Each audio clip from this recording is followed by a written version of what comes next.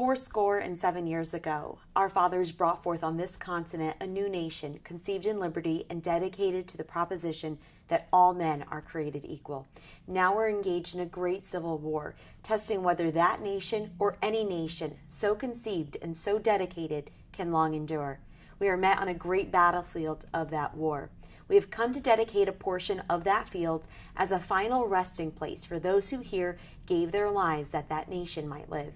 It is altogether fitting and proper that we should do this.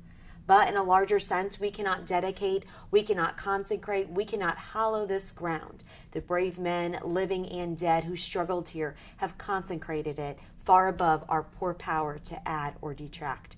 The world will little note nor long remember what we say here, but it can never forget what they did here.